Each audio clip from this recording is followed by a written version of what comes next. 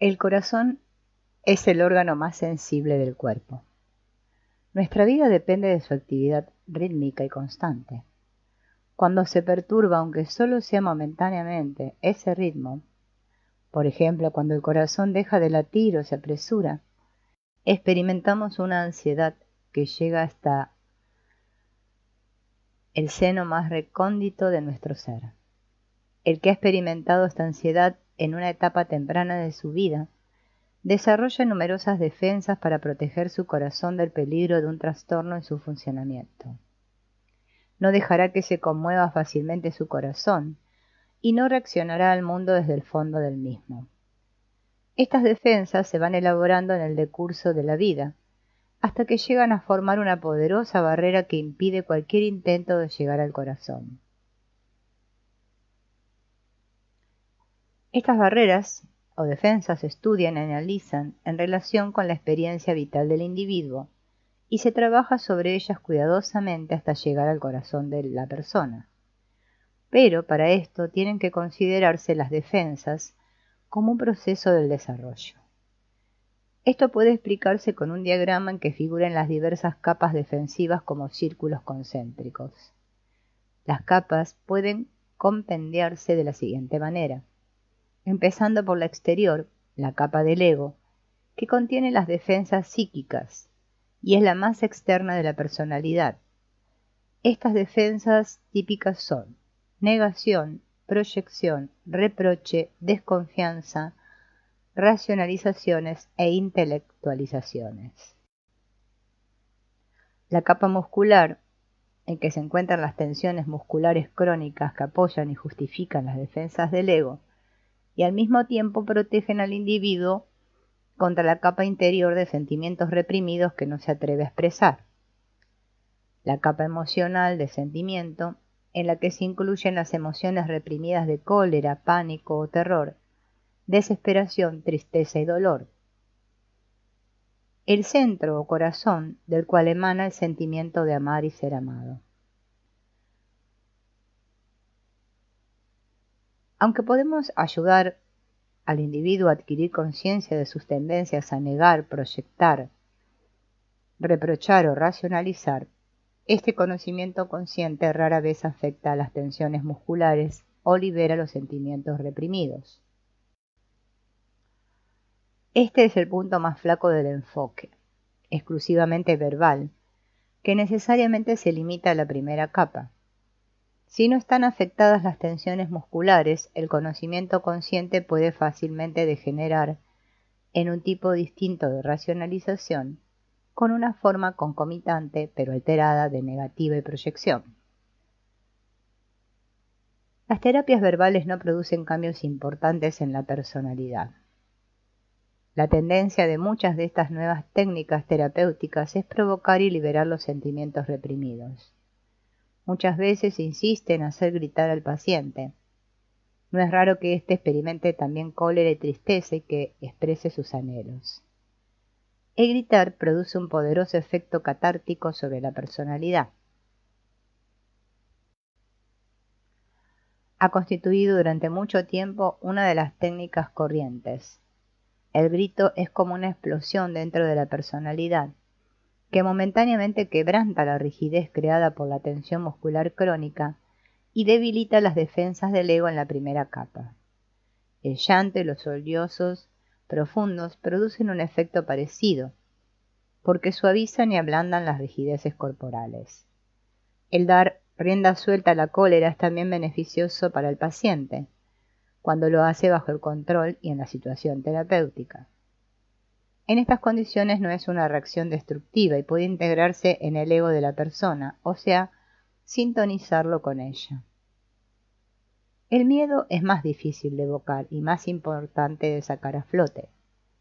Si no sale a la superficie el pánico, no se trabaja sobre el terror, el efecto catártico de liberar los gritos, la ira y la tristeza dura poco. Mientras la persona no logre hacer frente a su miedo y comprenda las razones que hay para ello, seguirá gritando, llorando y sollozando, sin que se produzca apenas cambio alguno en su personalidad general. Habrá sustituido el proceso catártico por otro inhibidor. pero no avanzará de manera importante hacia el crecimiento. Quedará apresado ante las fuerzas inhibidoras que no ha entendido ni tratado de superar y el deseo de lograr un desahogo catártico momentáneo. No obstante, es importante que se dé salida y expresión a estas emociones reprimidas. Las defensas, tanto psíquicas como somáticas, tienen la función de guardar a la persona, es decir, de protegerla contra la ansiedad. El tipo más grave de ansiedad es el que va asociado con un trastorno en el funcionamiento del corazón. Cualquier anomalía en el ritmo cardíaco suele producir por lo general este efecto. Pero también cualquier obstrucción en el proceso respiratorio provoca ansiedad. El que haya observado un asmático esforzándose por respirar puede apreciar la ansiedad intensa que ocasiona la dificultad respiratoria. Podemos decir de manera genérica que cualesquiera circunstancias o conjuntos de circunstancias que obstaculicen la operación de las funciones vitales del organismo provocan ansiedad. La respiración es tan importante para la vida de un organismo como la circulación. Freud conocía la relación entre la dificultad respiratoria y la ansiedad. Lamentablemente, ni Freud ni el psicoanálisis tradicional siguieron esta dirección, que habría abierto el camino para un entendimiento biológico de los trastornos de la personalidad. Esta conexión que Reich descubrió y exploró en sí mismo llegó a ser la base de su enfoque terapéutico. La ansiedad, dijo Freud, que era la reacción a las obstrucciones de la respiración, actividad que no tiene intervención psíquica y podría convertirse en la expresión de cualquier acumulación de tensión. En el lenguaje técnico del psicoanálisis, esto quiere decir que la acumulación de tensión produciría obstrucción respiratoria y provocaría ansiedad.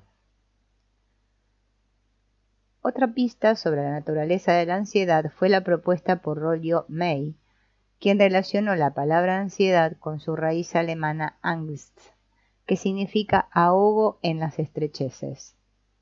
La estrechez puede referirse, por ejemplo, al canal de nacimiento por el cual pasamos todos en nuestro camino hacia una existencia independiente.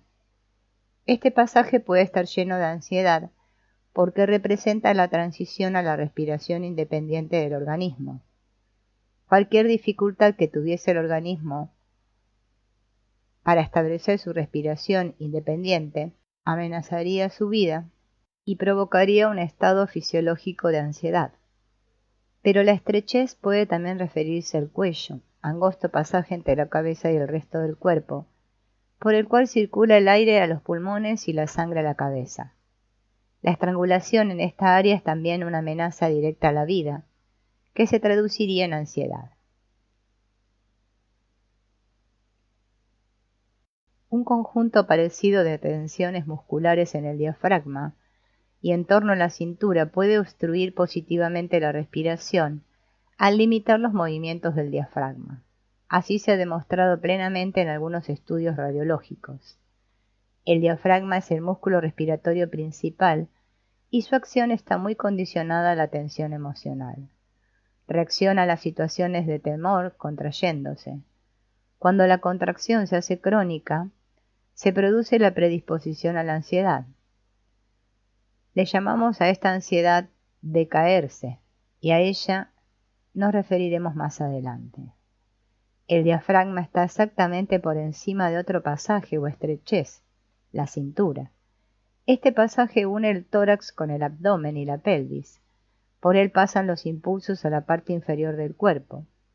Cualquier obstrucción que se produzca en esta zona obstaculiza la circulación de la sangre y de la sensación al aparato genital y a las piernas, provocando ansiedad al causar en el sujeto miedo a caerse, con la consecuente retención de la respiración. Pero surge la pregunta, ¿qué impulsos son los que se ahogan en la cintura? Son los impulsos sexuales. Los niños aprenden a controlar estos impulsos metiendo el vientre y elevando el diafragma. Las mujeres de los tiempos victorianos lograban el mismo efecto con sus corsés, que le apretaban el talle e impedían los movimientos diafragmáticos. Por tanto, la ansiedad sexual está íntimamente relacionada con la obstrucción de la respiración, o según las palabras de Rollo May, con un ahogo en las partes estrechas.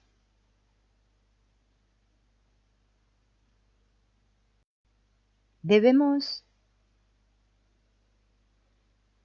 comprender que una postura defensiva no se desarrolló para proteger a la persona contra la ansiedad, sino para defenderla de un daño, un ataque o un rechazo. Cuando la persona ha estado sujeta a ataques repetidos, construirá defensas para evitarlos en el futuro. Y con el tiempo, la conservación de las defensas llega a ser parte del modo de vivir.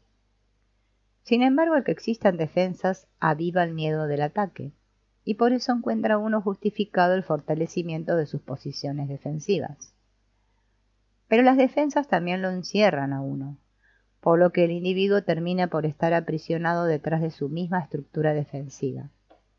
Si no se esfuerza por liberarse, seguirá estando relativamente libre de la ansiedad detrás de sus murallas.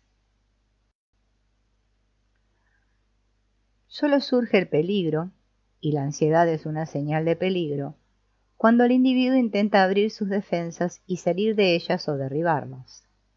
¿Acaso el peligro no sea real y es posible que el individuo lo sepa conscientemente, pero él lo siente como real? Todos los pacientes que abren o derriban una defensa hacen el siguiente comentario: me siento vulnerable. Claro que lo son, todos lo somos, esta es la naturaleza de la vida. Pero no nos sentimos vulnerables y no tenemos miedo de ser atacados. Todos somos mortales, pero no sentimos que vamos a morir, a menos que haya algún trastorno grave en nuestro cuerpo. En el momento de la vulnerabilidad se puede producir ansiedad. Ante el pánico, el individuo cierra y procura restaurar sólidamente sus defensas, con lo que experimenta una ansiedad aguda.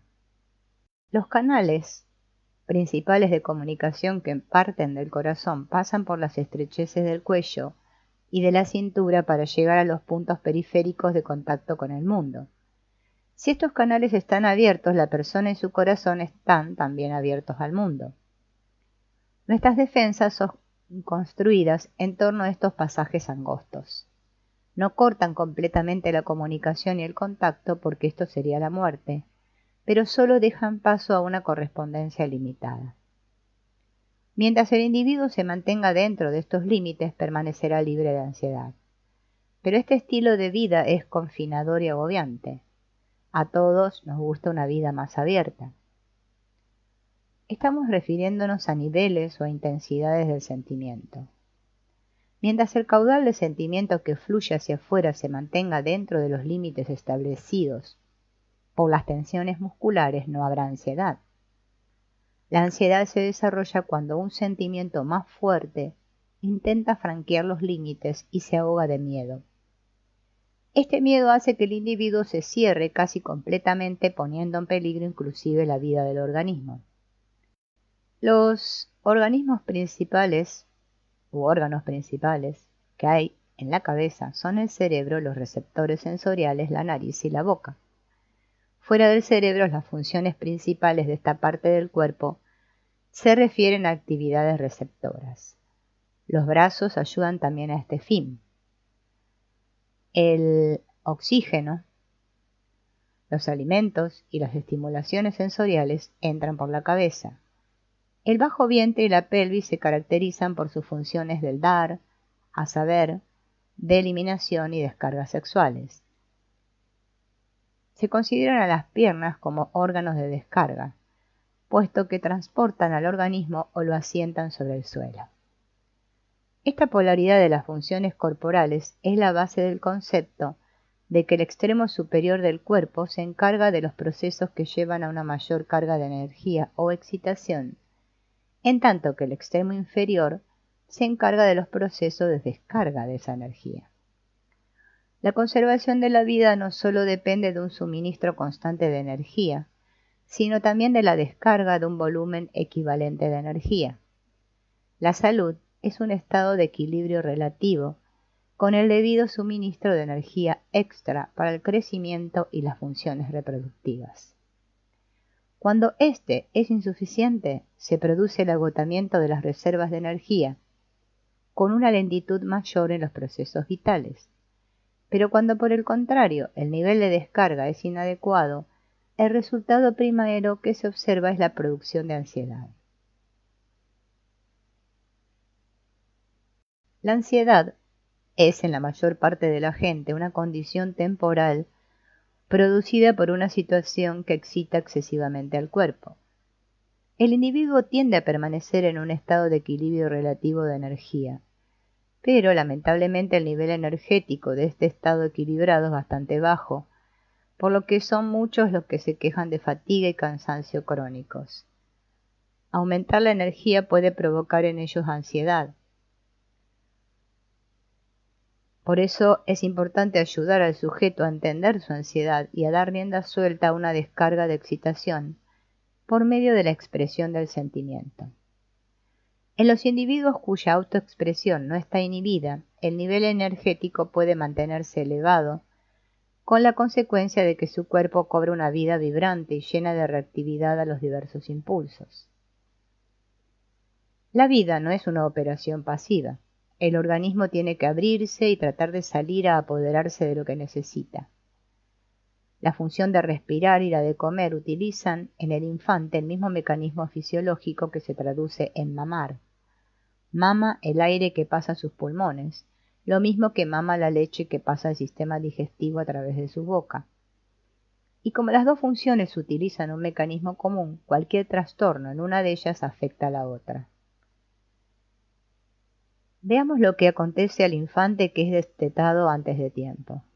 La mayor parte no aceptan resignadamente la pérdida del primer objeto de su cariño y de su amor. Rompen a llorar y buscan el pecho de la madre afanosamente con la boca y con las manos. Es la forma en que pueden expresar su amor. Al sentirse frustrados en su intento, se inquietan, experimentan accesos de ira y terminan por llorar de rabia. Esta manera de conducirse del infante provoca muchas veces una reacción hostil por parte de la madre, y el bebé no tarda en caer en la cuenta de que tiene que frenar su deseo. Y esto se traduce en el ahogo del impulso de llegar al seno de la madre y de las ganas de llorar. Los músculos de su cuello y de su garganta se contraen para frenar la apertura y bloquear el impulso. Con esto queda afectada la respiración, porque al apretarse la garganta bloquea además el impulso de buscar y mamar el aire. En los libros de Margaret Ribble, Los derechos de los infantes, se explica documentalmente la estrecha relación que hay entre los trastornos de la crianza y de la respiración. Abrir y extender para alcanzar son movimientos expansivos del organismo hacia una fuente de energía o de placer. La misma acción se desarrolla cuando el niño busca afanosamente el contacto de la madre que cuando quiere alcanzar un juguete, o más tarde, ya de adulto, a la persona amada. Un beso de cariño es una acción semejante. Cuando el niño tiene que frenar y bloquear estas acciones, establece defensas, tanto en el nivel psíquico como en el muscular, que tienen por objeto inhibir estos impulsos. Al cabo del tiempo, estas defensas se estructuran en el cuerpo en forma de tensiones musculares crónicas y en la psique como actitudes caracteriológicas. Al mismo tiempo se reprime la memoria de la experiencia y se crea un ego ideal que coloca al individuo por encima del deseo de contacto, de intimidad, de mamar y de querer. En este ejemplo podemos observar las relaciones y vínculos que existen entre los diversos niveles de la personalidad. En el superficial, en el nivel del ego, la defensa adopta la forma de un ego ideal que dice «no es de hombre llorar» y que formula una negación «de todos modos no lo quiero». Esta defensa está íntimamente unida a las tensiones musculares de la garganta y de los brazos que bloquean el impulso de abrirse y salir a buscar. A nivel corporal, la cuestión no es si llorar es de hombres. Cuando las tensiones son muy graves, resulta casi imposible llorar. Tensiones parecidas se observan en los hombros, los cuales dificultan también extender completamente los brazos para alcanzar algo. En el nivel emocional más profundo, hay sentimientos reprimidos de tristeza, desesperación, furia y cólera, con impulsos concomitantes de morder, junto con miedo y deseos intensos. Hay que trabajar a fondo para tratar todas estas emociones a fin de que el corazón del individuo pueda volver a abrirse de nuevo completamente. Sin embargo, la persona no está muerta, su corazón suspira por amor. Sus sentimientos reclaman expresión y su cuerpo desea ser libre. Pero si hace cualquier movimiento fuerte en esta dirección, sus defensas ahogarán el impulso y provocarán en él la ansiedad.